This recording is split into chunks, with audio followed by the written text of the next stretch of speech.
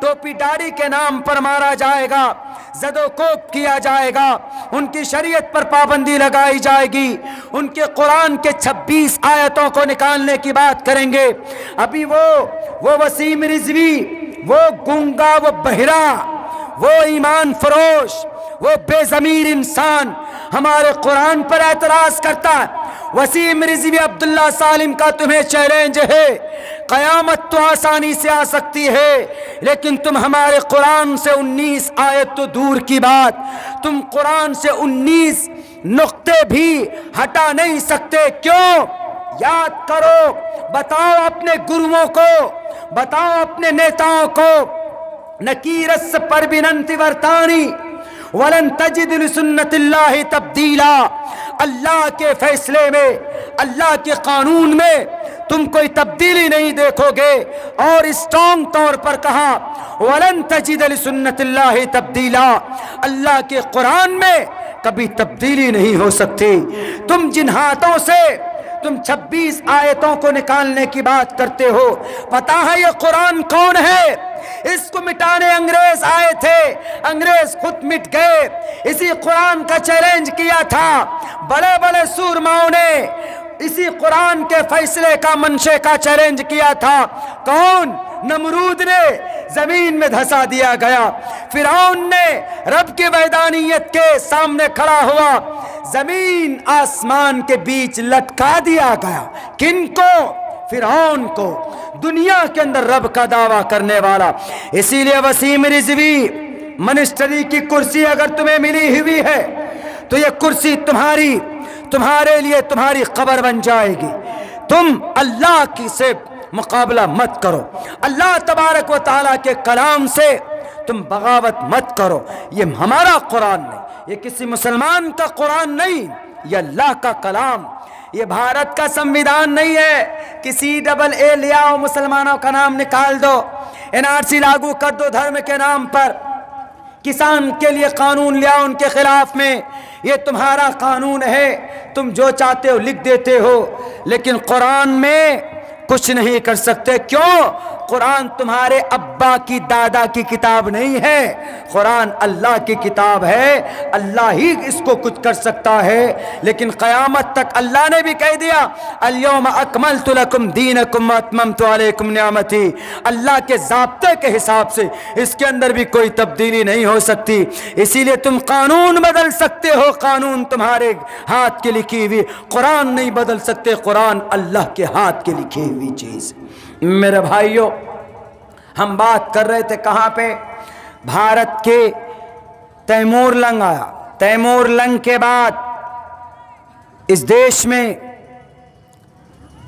एक खानदान आया, लोधी। लोधी के बाद आए कौन? बाबर।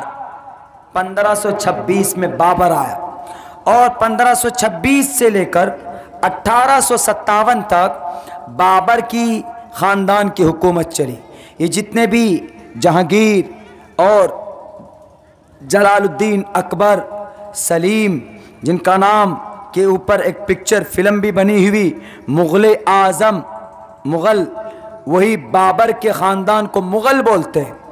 और भारत के इन राजनेताओं को सबसे ज़्यादा दुश्मनी, एलर्जी इन्हीं मुग़ल ख़ानदान से है। तो ये 300 - 300 साल मुग़ल ख़ानदान की हुकूमत, लेकिन पूरा मिलाएं कब से?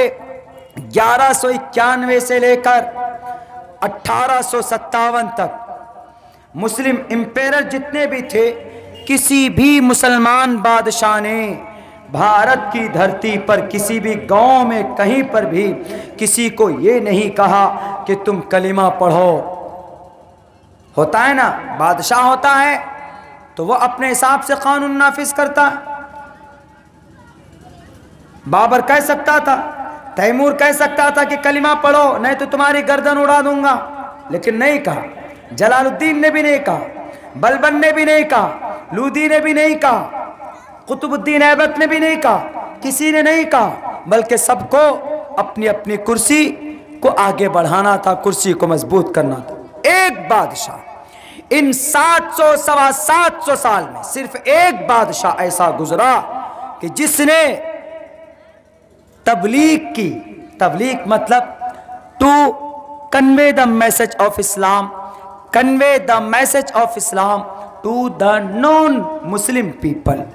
जो ला इलाहा इल्लल्लाह को नहीं जानते, उसकी हकीकत को नहीं जानते, अल्लाह की वैदानियत के अंदर वो गड़बड़ी करते हैं। तो ये एक बादशाह गुजरा जिसने उलामा के ज़रिए ये कहा कि नदवी साहब मदरसे में ना बैठें, मदरसे में बच्चों का सबक सुन लिया जी, तो अब उठाइए अपना बोरिया बिस्तर, अब उठाओ अपना छाता, उठाइए बाइक में बैठिए, जाइए करीब के गांव में, वहाँ पर नॉन मुस्लिम है, उनको जाकर समझाइए कि अल्लाह एक है, मरने के बाद तुम्हें जन्नत, मरने के बाद तुम्हें जन्नत और जहन्नम का सामना करना पड़ेगा, अल्लाह के सामने खड़ा होना होगा, मोहम्मद तुम्हारे आखिरी नबी हैं, इस्लाम दुनिया का सबसे बेहतरीन मज़हब है, कलिमा पढ़ लो कामयाब हो जाओगे।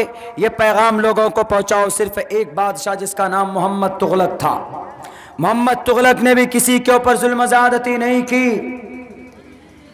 ये जितने भी थे मुसलमान एम्पेरर, हम तारीख को बहुत गौर से पढ़कर आपके सामने पेश कर रहे हैं। इसीलिए मैं कहता हूँ पूरे जोश और पूरे ताकत के साथ कि भारत के नौजवानों, आपको खड़ा होना होगा।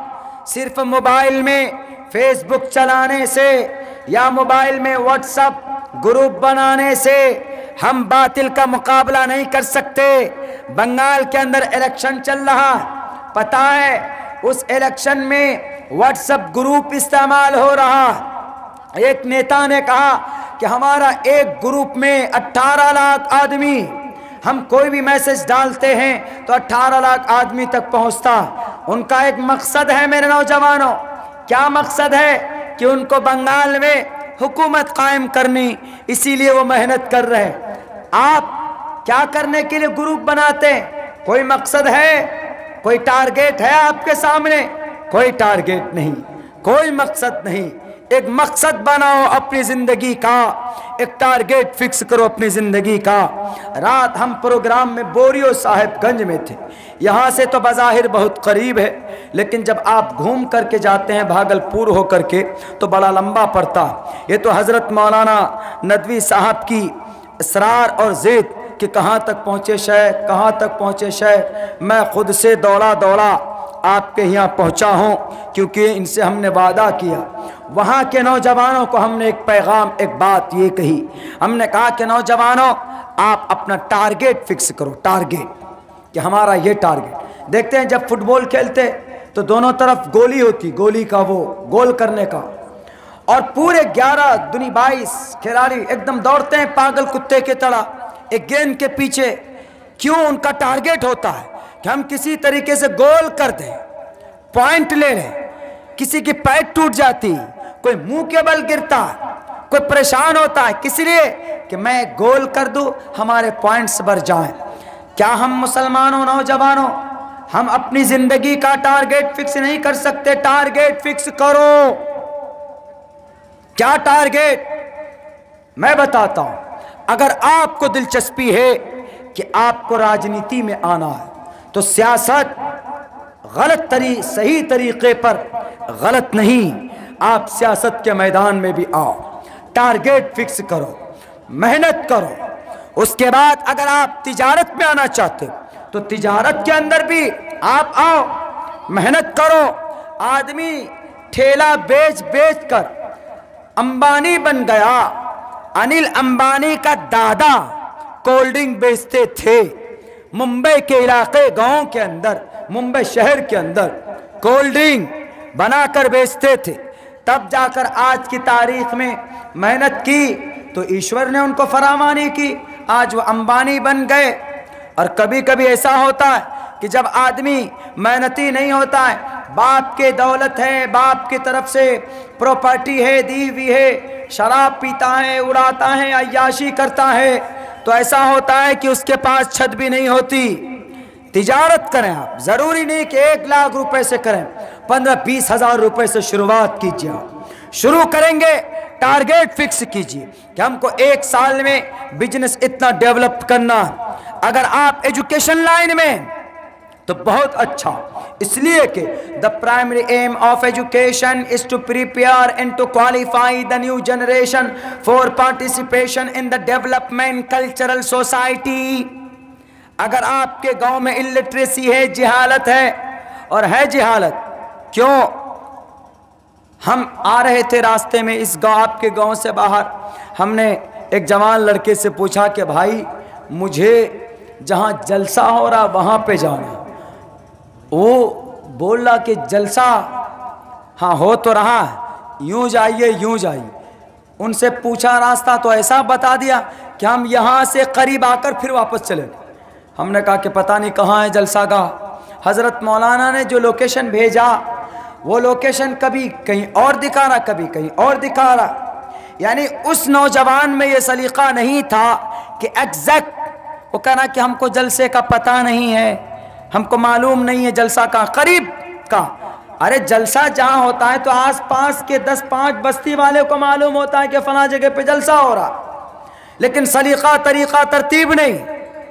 बात करेंगे तो एकदम ऐसे हमारे मुसलमान जो बिल्कुल अखलाक से बिल्कुल आरी हो, आप अंग्रेज से जाकर हाथ मिलाइए, अंग्रेज के सामने आप बात कीजिए, आपको हंसकर बात करेगा, आपको पूछेगा कहाँ से आए, क्या हाल चाल है। वो तरीका हम में नहीं। आप किसी अंग्रेज से जाकर हाथ मिलाइए, how are you my brother, where are you coming from, हंस के कहेगा I am quite fine by virtuous of अल्लाह's billing, I am quite fine, I am from India, I am a Indian person, I am a Muslim, और you are a मुस्लिम। हाँ, हंस के बात करेगा, आपको ऐसा लगेगा कि जैसे आपका 10 साल का पुराना दोस्त हो। और हम मुसलमान ऐसे अगर आपस में बात करें बैठें तो पता चलेगा कि पता नहीं कोई डंडा मार रहा है। बात करने का सलीका हमारे मुसलमानों में नहीं। चले जाएं आप गैर मुस्लिमों में किसी दुकान में जाएं, कपड़ा लेना हो आपको, आराम से पहले बिठाएगा, बैठिए सर, क्या चाहिए, what do you want sir, क्या चाहिए सर, कपड़े चाहिए, ठीक है सर, कैसे क्वालिटी का चाहिए सर सर सर। और किसी मुसलमान की दुकान में बैठ जाओ, अबे लेना हो लेने तो जाओ, उठ करके बहुत परेशान कर दिया, दिमाग खराब कर दिया, कपड़ा लेना नहीं आता। आप किसी गैर मुस्लिम के दुकान में जाएं, 15-20 मरतबा आप उसको परेशान कीजिए, वो आखिर में तब कहेगा कि सर आपके पसंद का कपड़ा मेरी दुकान में तो नहीं। ये तरीका किनका तरीका था? ये प्रोफेट मोहम्मद सल्लल्लाहु अलैहि वसल्लम का तरीका था। गैरों ने अपनाया, वमा अरसलनाका इल्ला रहमतल लिल आलमीन। गैर नबी का तरीका अपनाएगा तो दुनिया में जरूर कामयाब होगा, जरूर कामयाब होगा, हो रहे कामयाब। और हम हैं मोहम्मद वाले, कुरान वाले, हदीस वाले, शरीयत वाले। हम सिर्फ नामी मुसलमान, नामी मुसलमान बनोगे, कामी मुसलमान नहीं बनोगे तो इतना डंडा लगेगा, इतना डंडा पीछे कि बंदर के तरह अल्लाह लाल कर देगा।